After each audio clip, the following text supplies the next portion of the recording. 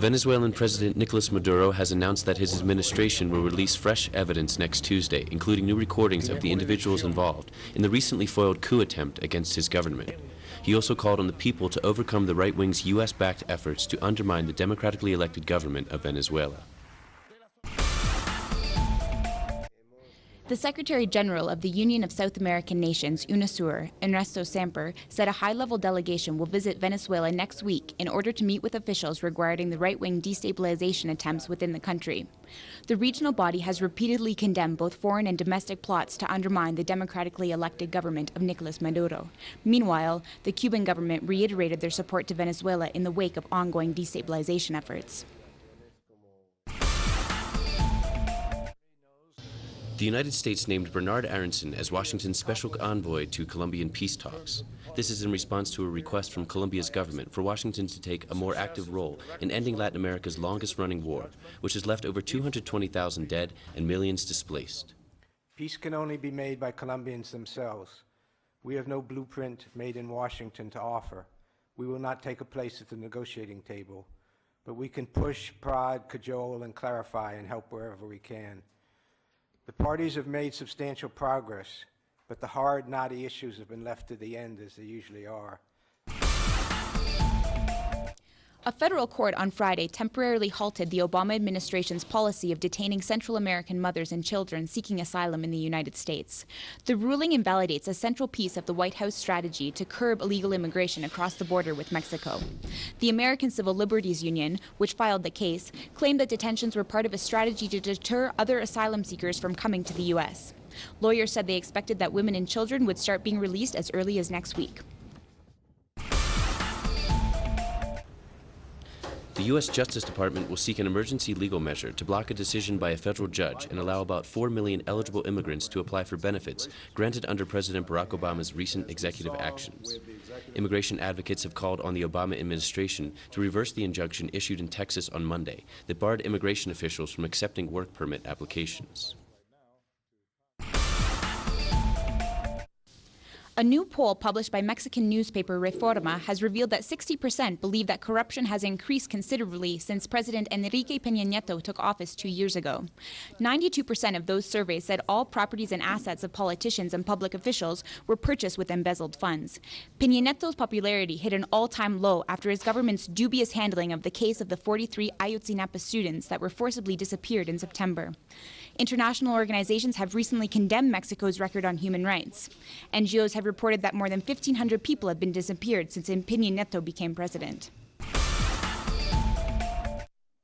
Greek Prime Minister Alexis Tsipras said that the funding agreement struck with Eurozone ministers canceled austerity commitments made by a previous conservative-led government to international creditors. After often ill-tempered negotiations, Greece secured a 4-month extension to Eurozone funding on Friday, averting bankruptcy and a euro exit, provided it comes up with promises of economic reforms by next Monday.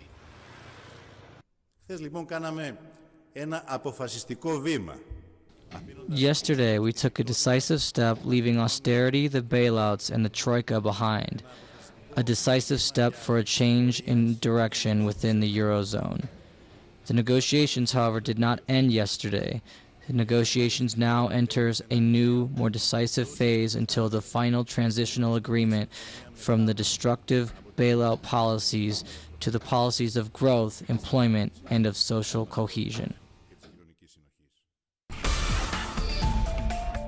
The U.S. Secretary of State John Kerry arrived in London for meetings with his British counterpart Philip Hammond. They will discuss various issues, although they are expected to focus on the 10-month armed conflict in Ukraine that has left over 5,500 people dead. Washington is considering further sanctions against Russia, insisting on accusations of aiding the separatist rebels with troops and weapons. No evidence of these allegations has ever been provided, while Moscow has repeatedly denied them. Clashes have continued in eastern Ukraine, but Reuters denied claims by Kiev of an influx of troops and military vehicles near Mariupol. Civil rights groups will protest against Sunday's Oscar ceremony in Los Angeles to demand more diversity among Academy Awards voters after no actors of color earned nominations this year.